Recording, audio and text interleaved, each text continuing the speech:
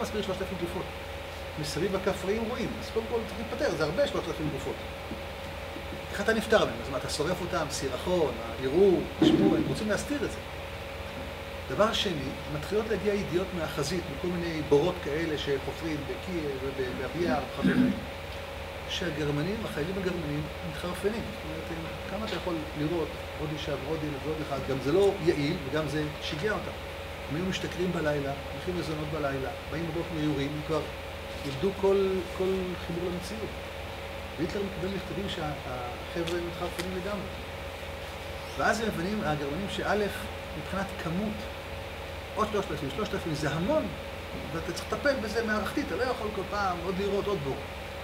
והבעיה היא, ככל שהוא כובש יותר מזרחה, מתווספים יותר יהודים לשטח שלו. אז תהרוג עוד 3,000, עוד 20,000, אז יש לו 11 מיליון. ואז בינואר 42 מתכנסת ועידת ואנזה, זאת אומרת, רבותיי, בואו נחשוב על פתרון סופי. מי יש לו ועידת ואנזה? יושבים המנכ"לים של משרד התחבורה, המנכ"לים של משרדים, כדי לגבש הצעה פרקטית. ואז הם מקבלים החלטה אסטרטגית שכל השינוע יהיה על בסיס רכבות, ואז הם בעצם על אדמת פולין הזאת, אתם רואים רק לפולין, ממקמים 6 מחנות השמדה. טרבלינקה, מיידנק, בלג'ץ, סוביבור, אושוויץ, חלמנו, לודג'.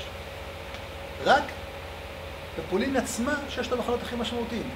בטרבלינקה 870,000, במיידנק עוד 780,000,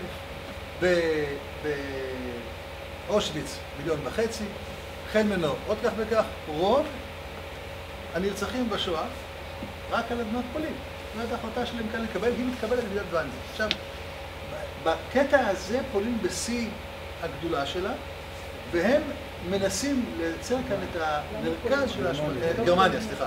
בשיא הגדולה מנסים לייצר כאן את תהליך ההשמדה השיטתי, לעבור מירי בגופה לתהליך ההשמדה שייצור לו את הכל. א', ירחיק את הרוצח מהנרצח. אלא מאוד חשוב, כי זה לא עבד, הירי הזה עוד פעם ועוד פעם, היה קשה. להרחיק שלא יהיה להם דם וגופות וכל האיברים, ושניים, יותר תעשייתי. הניסיון הראשון שנעשה, הוא נעשה במחנה חלמנו, שנמצאת ליד לודג'. שם הגרמנים מוצאים טירה מסוימת, 40 קילומטר מלודג', במקום שנקרא חלמנו. יש שם איזה מבנה ליד כנסייה שנקרא טירה, ושם הם לוקחים יהודים מגטו לודג', קונים 3 משאיות של רנו, כמו משאיות של תנובה של חלב, מאחורה שנכנסים. הם לוקחים את יהודים מגטו לודג', במשאיות הללו לוקחים צינור פליטה של הגז ומכניסים אותו חזרה לאחורה. את היהודים אומרים שלוקחים אותם לאיזשהו יישוב מחדש לעבודה, מביאים אותם לאותה טירה, מתפשטים, פותחים את הדלת, ואז הדלת נפתחת לגב של המשאית. המשאית עומדת עם הגב, נכנסים פנימה. כמה? 40, 50, כמה שנכנסים, סוגרים את הדלת, והמשאית נוסעת 4 קילומטר עד שמגיעה לחלמנו, מהטירה ליער. 20 דקות, ואז הגז נכנס, ומשים מתים. מגיעים ליער, פותחים את הדלת, הגופות נמצאות שם, 3 משאיות שעושות רונדלים, היהודים מוצאים את הגופות, לעזוב בקומנדו, וקוברים אותם שם בקברים ארוכים, לכן הם לא שורפים אותם. אוקיי, אז שכלנו, כבר לא יורים, אבל עדיין, עוד משאית, עוד 40, עוד 40, אתה צריך לחשוב במיליונים, לא תגיע לשום מספר אם תתקדם ככה. ואז עולה הרעיון, א', שכלנו קצת, אבל זה עדיין רחוק, עולה הרעיון של תא גזים. הראשון מוקם בבלג'ץ, תא גזים, אחר כך יוקם אחד בטרבלינקה, כשהגז שמוחדר פנימה הוא של D9, של טרקטור, של משאית, שנכנס פנימה ומכסים אותו. ואז רודולף הס, שלימים עם מפקד אושוויץ, נשלח, נוסע, זה בספר הרב, נוסע לטרבלינקה ללמוד איך זה עובד, והוא מקבל הוראה מהימלר לשכלל את השיטה. אז בשנת 40 הוא כבר בונה תא גזים אחד באושוויץ, שנראה אותו, ושהוא מקים את מחנה בירקנאו ב-42, שהוא המחנה הגדול, הוא כבר מקים שם 4 תאי גזים, כבר תעשייתיים, כבר שיטתיים, כשכל תא כזה ביום טוב גומר 3,000 אנשים. זה כבר היה עם ציינית, אבל נדמה לי. אז זה לא ציינית עם ציקלון בי. ציקלון בי זה גבשושיות של גז, שהמציאו אותו 2 יהודים כרעל עכברים לשדות. חברת דגוסה ייצרה את זה. לא, גם לעכברים וגם לשדות זה היה. זה גבשושיות של גז, ואז הם לוקחים את זה ומנסים את זה בטרבלינקה במקום המנוע של הטנק או של הטרקטור הגדול. זה יורד מלמעלה, מיטה בתקרה, נספק בגוף בנשימה, ואז אתה מקבל, במרכאות, סליחה על הביטוי, גופה נקייה, בלי דם, בלי יריות, בלי שהיה קשר ישיר בין היורה לנרצח. אז מה שנשאר רק לעשות עכשיו זה רק לטפל בגופה. אז בונים את הקרמטוריום, גם את התנור של 1000 מעלות. יש איזה פטנט גרמני, עדיין ממוספר, המצאה של הקרמטוריום. בואו ישרוף את הגופה, ואז מה יישאר בסוף? רק לפני כן שכחתי משהו. צריך עוד להוציא מהגופה אחרי ההרג את הטבעות, הגילים. אז בדרך יהיה חדר שבו יעקרו את כל הדברים, ואז נעבור לפתרון הסופי. ואז כשנוצרים ב-42 מחנות, עכשיו, שאתם בפרופורציות, מחנה טרבלינקה, כמה שנים עובד? כן, 11 חודש. מחנה טרבלינקה עובד, אתם יודעים מה? 13 חודש. מיוני 42 עד אוגוסט 43. מחנה טרבלינקה בעצם קיים קרוב ל-450 יום. ב-450 יום שהמחנה טרבלינקה עובד, סך הכל, מושמדים בו 870,000 איש. כמה זה לחלק 870 ל-450 יום? 2,200 יום. רובם יהודי ורשה ומסביב. ולמה סגרו אותו? מכיוון שהרוסים התקרבו. והמחנה טרבלינקה זו שאלה טובה. טרבלינקה נמצא כאן. כשהרוסים מתקרבים בחזרה, הם הראשים שמחסלים אותו. אגב, הגרמנים מקימים יחידה שנקראת יחידה 1005, 1005, בראשה עומד קולנו בשם בלובל, שתפקידו ביוני 42 להקים סיירת, לעבור לפי המיפוי שלהם בכל הקברי האחים, להוציא את הגופות, לשרוף אותם ולטייח את השטח. לכן כל המקומות שמטויחים הייתה באותה יחידה הסודית של 1005, פיקד אליה אותו בלובל, הם עוברים בכל הבורות, מוצאים גופות, שמים סיד, שמים חומרים ומגיעים לשטח, כשחלק מהמציאה, האיתור של המקומות הללו, כי לא צורפו שם מציאים אחר כך בגלל הסיד והנפט שהם שפכו, לא צורפו עליהם מציאים. למה הם עשו את זה? מה אכפת להם שהרוסים? מכיוון שהם רצו לטייח את כל מה שהם עשו במלחמה. הם הבינו שאם זה ייתפס כל מה שהם עשו, זה משפט של עולם. הם הבינו שזה פשע. לכן אמרתי, יש פה אמביוולנטיות. מצד אחד, זה הפשע הכי מתועד והכי מוסווה. הרייך בין 1000 השנים, או שאז הם כבר הבינו שזה מתחיל להתקבל. נכון, הם הבינו שהם עושים פשע ורוצים להסוות אותו, אבל בואו נשאיר את זה לדיון אחר כך. זה המצב בשלב הזה. הלאה. זה שיא גרמניה. כאן אנחנו רואים אנגליה נכנסת כאן לצפון אפריקה, הלאה. רואים את הגדולים שלהם כאן. צרפת כולה הופכת להיות נאצית, גם בחלק הדרומי שלה, הלאה. ומתחילים הקרבות באזור צפון אפריקה. לא, לספרד הם לא פלשו בשלב הזה. נכנסים פה הקרבות, אנחנו נמצאים כאן, אתם רואים איפה? בצפון אפריקה. הלאה. בנגזי שם? לא, טוניס, נכון? הלאה. הקרבות צפון אפריקה, והכניסה בעצם של הכוחות בעלות הברית, תראו איפה היא תהיה. הלאה. כאן. בעצם האחיזה הראשונה שיש לבעלות הברית באירופה, כאן בסיציליה. מכאן הם מתחילים לעלות הלאה. מכאן יעלו כוחות הברית צפונה באיטליה. הלאה. הלאה.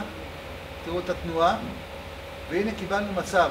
איטליה הופכת להיות נאצית, אבל כוחות ממוסוליני, כוחות בעלות הברית כבר נכנסים לדרום איטליה.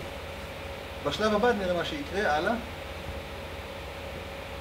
מטוסים, דרום איטליה נכבשת על ידי הארמיה ה-15 של אמריקה, ובשלב הבא, נעביר בבקשה, הרוסים מתחילים לתקוף בחזרה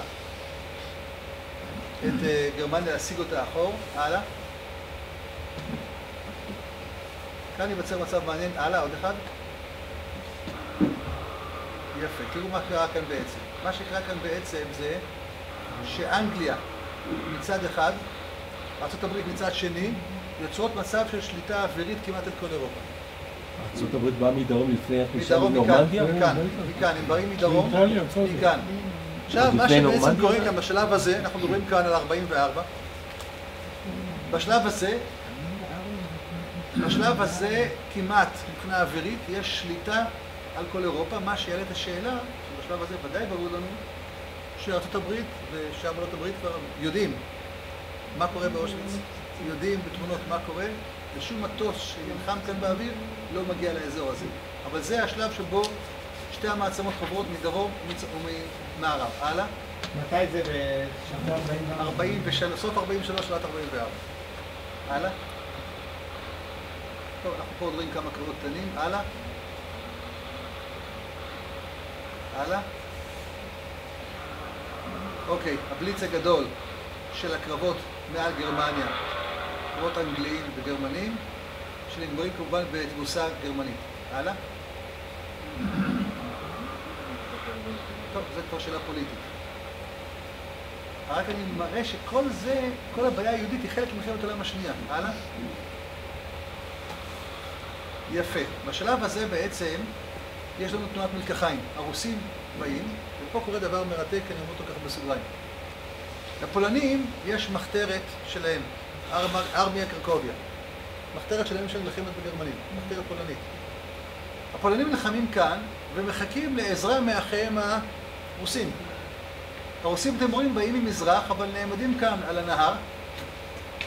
ואומרים לפולנים, תמותו לבד, אנחנו צריכים למות בשבילכם. זאת אומרת, הפולנים בעצם מחכים, ועד היום הפולנים לא סולחים את זה לרוסים.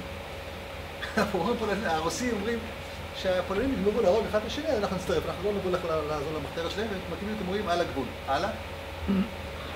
מתי הרוסים רצחו את הקצינים הפולנים? לא שמעתי. ביער קצין, איך זה נקרא שם, שהרגו את הקצינים הפולנים, מתי זה היה? לאיזה אירוע אתה מדבר? לקחו איזה 1,000 קצינים פולנים, והרוסים רצחו אותם. הרוסים. הרוסים. כשהם מגיעים כאן לפולין, בשלב הזה. בשלב הזה? כן, כן. בשלב הזה שהם חוברים על הצבא הפולני. הלאה. הנה הנחיתה בנורמנדי. נורמנדי נמצאת, פריז נמצאת כאן, נמצאת כאן נורמנדי. הנחיתה בנורמנדי, המפורסמת. הלאה. אתם רואים את תנועת המלקחיים. הלאה. הקרבות בצפון צרפת. הלאה. הפלישה דרום איטליה. אני רק רוצה להראות את התנועה הכללית של הכוחות. איך גרמניה מתחילה להתכווץ מדרום ממערב וממזרח. הלאה. הנחיתה. הלאה. המשך. להעביר את החברות ברצף. הנה, הכניסה כאן לכיוון גרמניה, מצד מערב. הלאה. המשך. הנה, נקודה. עצור כאן. אתם רואים, הגרמנים נכנסים עד, הרוסים נכנסים עד מרכז פולין ונעצרים. זה השלב של השאלה ששאלת. אין להם עניין, כי מלחמה זה שיתוף אינטרסים. לרוסים יש עניין לדפוק את הגרמנים, אבל אין להם עניין למות למען הפולנים. אז אומרים שהם ילחמו בינם ובין עצמם, ואנחנו לא צריכים לעזור להם, אבל זה היה כעס גדול. הרוסים נעמדים על נהר הבוג, שנראה אותו. אני אומר עכשיו שמות שכשנראה את הנהר, הם תראו נערכים שם לאורך הנהר, ומחכים עד שהפולנים יגמרו למות לבד. אבל אנחנו כבר יכולים לראות כאן תנועת מלקחיים משלושה ראשי גשר. הרוסים באים ממזרח, האנגלים יבואו ממערב, האמריקאים יבואו מדרום, ונזכור שאנחנו כאן צריכים להגיע בסוף למרכז הליבה, ברלין. בעצם, בתחרות סמויה, תיווצר עוד תחרות מי מגיע ראשון לברלין. מי ייכנס להיסטוריה. ישנם ספרים עכשיו מתעדים, יש ספר שנקרא יום בברלין, שזה 600 עמודים שרק מתעד את היום שבו הם הגיעו לברלין. יש מהם תחרות ריצה. מי יהיה הכוח שיגיע לברלין, ונראה את התהליך הזה מתרחש קדימה. נורמנדי, לא גם האמריקאים נחתו? כולם נחתו שם. הנה, יוצרים כאן את הקו המזרחי על גבול גרמניה. הלאה. הלאה. חיל האוויר. הלאה. כיבוש מתמשך. הלאה. יפה. עכשיו, בשלב הזה, שימו לב, לא נעים להגיד, אבל סטלין ואחרים מתחילים לעשות תחרות ריצה. מי מגיע ראשון לכאן? מי מקבל את הקרדיט במלחמת העולם השנייה? יש פוליטיקות, והנה, כולם רצים לכיוון הזה, עוזבים את פולין. הלאה. הכוחות בעלות הברית התקדמו ממערב. הלאה. לא ראיתי, הנה, זאת, הלאה. עוד קרבות במזרח. הלאה. הלאה. המשך, קדימה, והנה הגענו לגרמניה עצמה. אנחנו כבר נמצאים פה עכשיו, וזה חשוב להדגיש, אנחנו באזור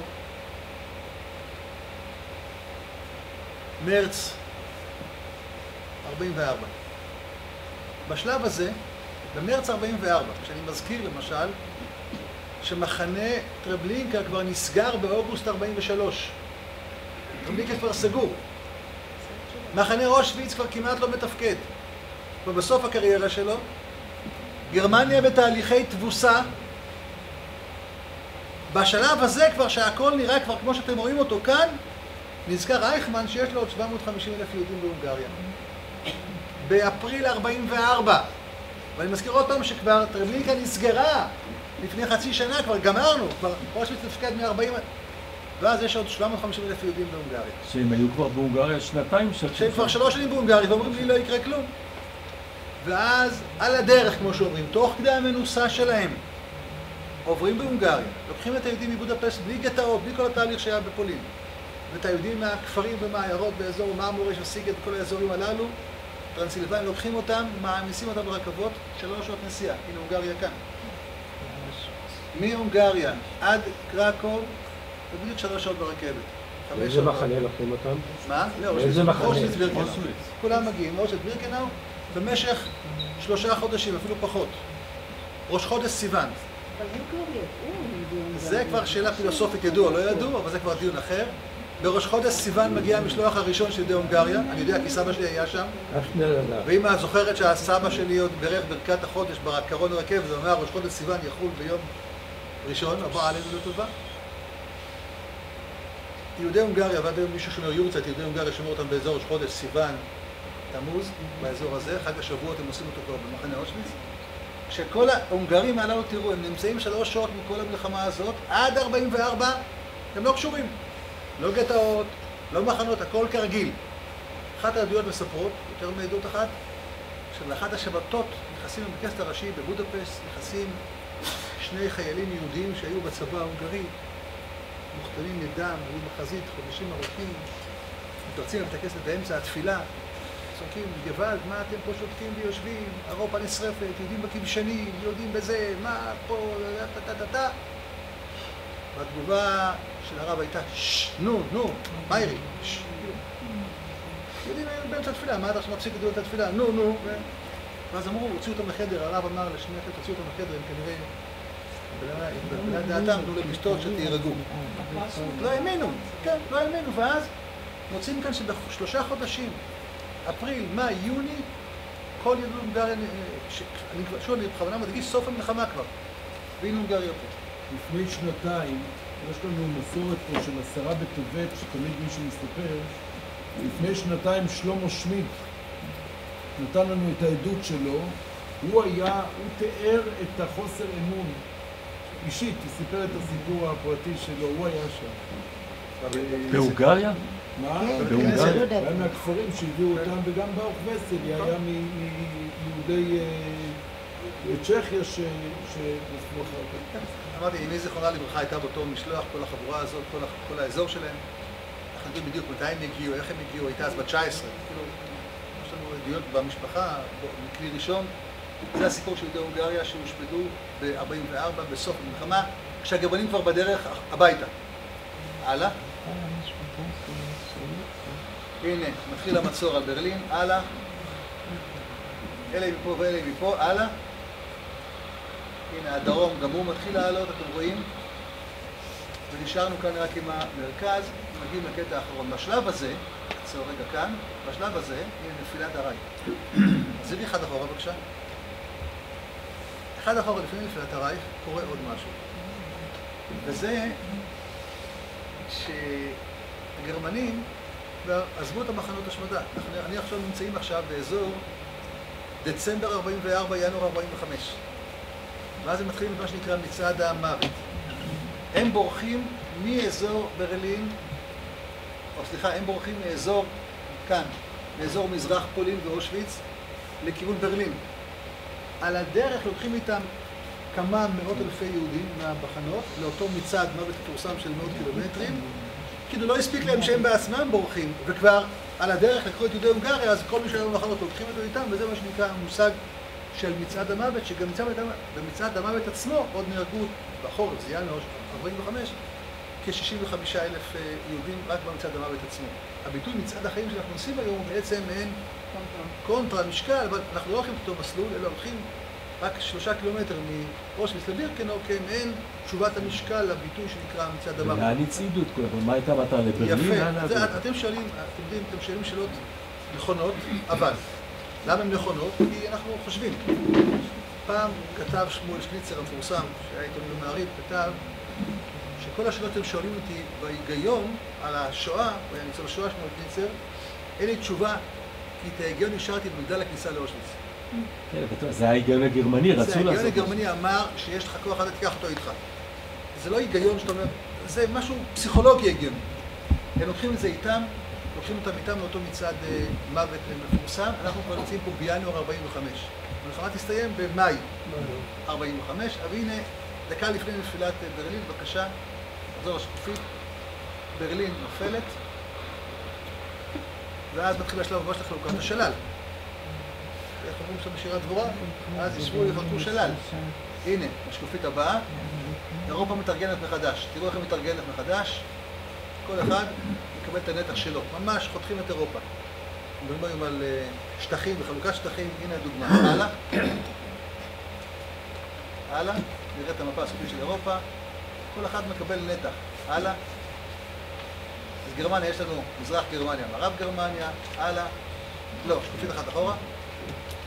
בבקשה, ככה נראית אירופה. אתם רואים, זה שטחי צרפת, זה השלטים של ארצות הברית, זה השלטון האנגלי, זה צרפתי, חילקו את אירופה מחדש, והנה אירופה נראית כפי שהיא נראית עד היום, פחות או יותר, למעט עם צ'כיה וצ'כוסלובקיה כבר פרקו, יוגוסלביה התפרקה, הכל התפרק מחדש, אבל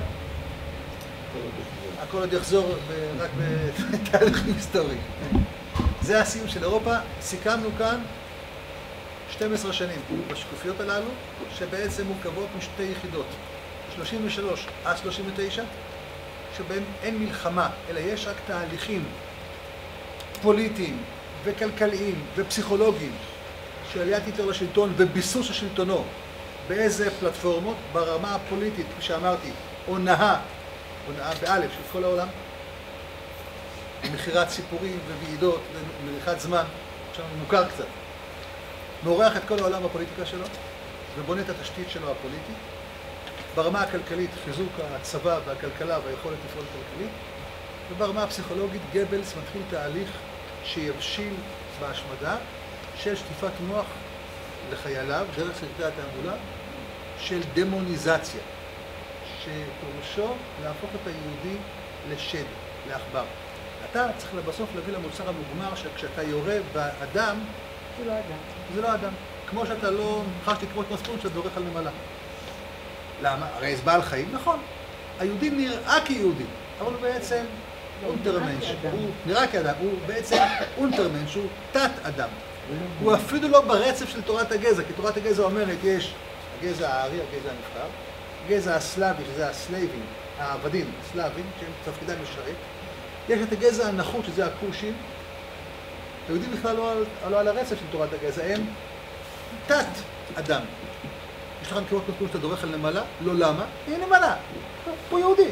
חום, נראה ידיים ורגליים, אבל הוא לא באמת. ואז אתה מתחיל עם סדרה של סרטים ותעמולה שמתבססת על נצרות ועל קתוליות ועל וכו' וכו' וכו'. על כל הרבדים שהטענו אותם פרופסור דן נחמן, שמתחילים מאוגוסטינוס רב הכנסייה במאה הרביעית עד ימינו, עם תילי תילים של קריקטורות ואנטישמיות, ויהודים מוצאים דם של יהודים, ודם בפסח מתקרב, ועושים מצות עם ילדים וכו'.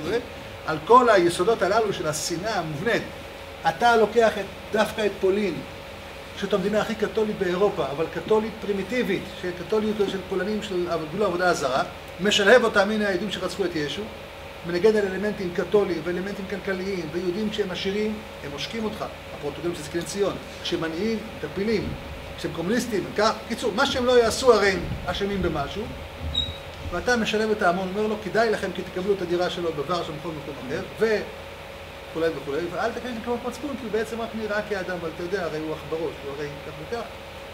והנה יצרנו מצב של 6 שנים, 33-39, הכנת התשתיות הפוליטיות, הכלכליות, והחוקתיות וכדומה, 39 עד 45, עוד 6 שנים של תהליכים בפתרון הסופי. זאת אירופה, כפי שניסינו לצייר אותה כמבוא שייכנס למקומות והגזלות של השואה, למסע עצמו, לתהליכים שעברה אירופה.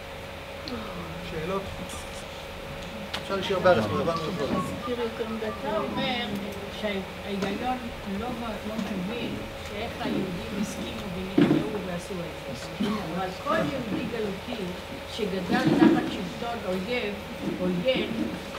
בכלל, כלומר, זה כאילו זה מתבקש. אתה אומר דמוניזציה שהם עשו על היהודים, אבל גם היהודים במשך 2000 שנה הרגישו שכולם יכולים לעשות להם משהו. והמפגש הזה, זה מה שגרם לזה. כל ההסברים נכונים.